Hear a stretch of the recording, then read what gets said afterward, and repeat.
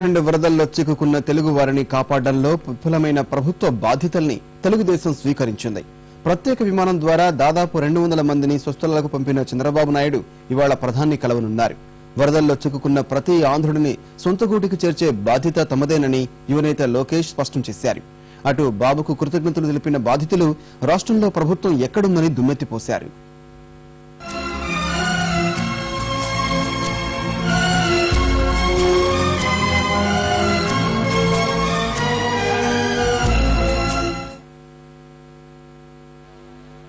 ఉత్తరాఖండ్ వరదల్లో చిక్కుకున్న తెలుగువారిని ఆదుకునేందుకు నడుం బిగించిన తెలుగుదేశం అధినేత చంద్రబాబు నాయుడు అమెరికా నుంచి వచ్చి రాగానే నేరుగా రంగంలోకి దిగారు.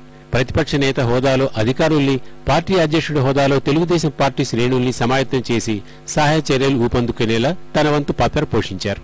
ఢిల్లీ ఏపీ భవన్లో తెలుగువారికి జరుగుతున్న అన్యాయాన్ని నిలదీసిన బాబు స్వయంగా డెహ్రాడూన్ వెళ్లి బాధితులకు తామున్నామనే ధైర్యం చెప్పారు. కేవలం మాటలకే పరిమితం అవకుండా ఢిల్లీ నుంచి బాధితుల్ని రైళ్లలో కాకుండా త్వరితగతిన ప్రత్యేక విమానాల్లో ఇళ్లకు పంపారు.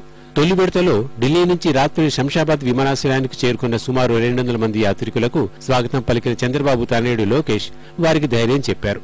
విజయవాడ పార్లమెంటరీ పార్టీ నియోజకవర్గ ఇన్ఛార్జ్ కేశినేని నాని ఏర్పాటు చేసిన ఉచిత వోల్వో బస్సుల్లో వారిని దగ్గరుండి స్వస్థలాలకు పంపించారు.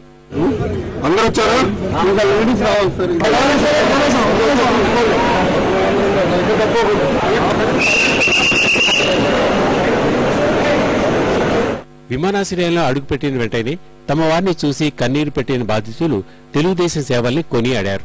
చంద్రబాబు తరహాలో ప్రభుత్వమే ఎందుకు ప్రత్యేక విమానం ఏర్పాటు చేయలేకపోయిందని నిలదీశారు.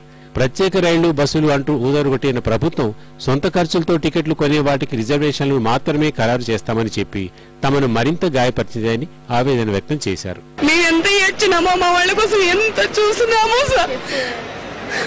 ఢిల్లీ వచ్చిన తర్వాత మా రిలేటివ్స్ తీసుకెళ్లి మాకు బట్టలు ఇచ్చినారు. ఇప్పుడు మాకు ఏమున్నాయని ఎవరికి సంప్రదించాలి? మేము కాంటాక్ట్ చేయకపోతే ప్రళయం వచ్చింది ప్రభుత్వానికి తెలియదా? ఒక్క రోజు వద్దు, 2 రోజులు వద్దు, కనీసం 5 రోజుల తర్వాత 6వ రోజన్నా రావచ్చు కదా. ఎందుకు విపత్తు కాలంలో ఆదుకోలేని ప్రభుత్వం ఉండి కూడా అనవసరం. కనీసం మేము ఢిల్లీలో దిగిన తర్వాత అన్ని ప్రభుత్వాల వాళ్ళు వచ్చి వాళ్ళని తీసుకుని గ్యాదర్ చేసుకుని వాళ్ళ భవనాలకు తీసుకెళ్లారు. ఏపీ భవన్ నుంచి ఏ ఒక్కరూ రాలేదు సార్. ఏపీ భవన్ మేము వెళ్తే రిసీవ్ చేసుకోవడానికి ఎవరూ లేరు. అక్కడ చంద్రబాబు నాయుడు గారి సహాయంతో మేము ఇక్కడికి వచ్చామండి. ఇక్కడ నుంచి కూడా విజయవాడకి చంద్రబాబు నాయుడు గారి సహాయంతో వెళ్తున్నాము. పార్టీ ఏదైనా కారణం ఆయన మాకు హెల్ప్ చేశారు. అంతమందిని సంప్రదించామండి. ఎవరెవరికి ఫోన్లు చేయాలో ఢిల్లీ నుంచి, ఏపీ భవన్ నుంచి అంతమందికి చేస్తాం, కానీ ఎవరి వల్ల ఏ సహాయం అందలేదండి. మామూలుగా ఇప్పుడు చంద్రబాబు నాయుడు గారు వితిన్ 2 days లో ఆయన చేయగలిసిన సమాచారం అంతా తీసుకున్నారు. ఆయన ఉత్తరాఖండ్కి వెళ్లి బహుగునగర్ తోటి కూడా మాట్లాడారు. ఇంకా తెలుగు వాళ్ళు ఉన్నారు, ఇంకా రక్షిస్తానని చెప్పాడు. ఇక్కడికి వచ్చాక కూడా తెలుగు వాళ్ళకి కూడా డబ్బులుగా ఆయన ఆలోచించకుండా ఆయన చేయాల్సిన సహాయం అంతా చేశారు. గుజరాత్ ముఖ్యమంత్రి వచ్చి వాళ్ళని ఎంతమందిని తీసుకెళ్లాలో అంతమందిని తీసుకెళ్లాలండి. ఐఏ ఆఫీసర్లను పెట్టాడు, సహాయ బృందాలను పెట్టాడు. మనకేమైందండి కిరణ్ కుమార్ రెడ్డి గారికి? అసలు నిన్న ఏరువాక సాగర్లో దానికి అంత అవసరమా? అక్కడికి వెళ్లి పశ్చిమ గోదావరి జిల్లాలో జలసాలు ఆడుతున్నాడు. ఢిల్లీ వచ్చిన తర్వాత ఇక అక్కడ సరిగా మమ్మల్ని పట్టించుకోలేదు.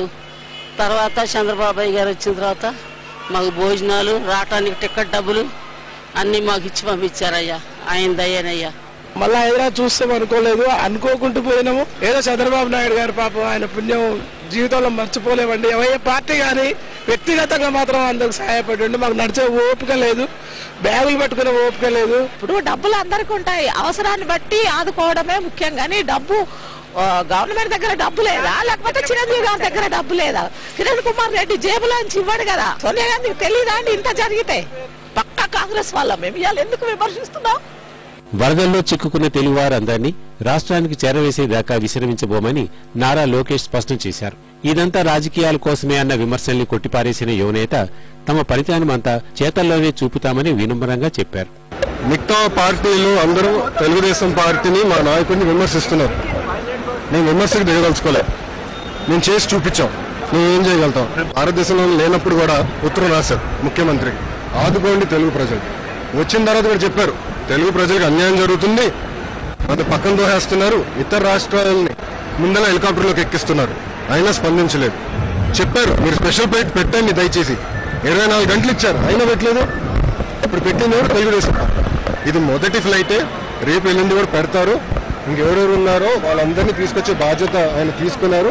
ఇప్పుడే హైదరాబాద్ కూడా రారైనా, కావాలంటే మళ్ళీ ఇంకోసారి డెహ్రాడూన్కి వెళ్ళి మన తెలుగు వాళ్ళు ఎక్కడెక్కడ ఉన్నారో చూసి సమీక్ష చేసుకుని వాళ్ళందరూ ఇంటికి క్షేమంగా చేరే వరకు ఆయన ఇక్కడ రానని చెప్పి చాలా మంది చెప్పారు కూడా. ఏంటి మీ నాన్న వచ్చేవారు కూడా ఎవరు పట్టించుకోలేదు, భోజనం పెట్టలేదు, మందులు కూడా ఇవ్వలేదు.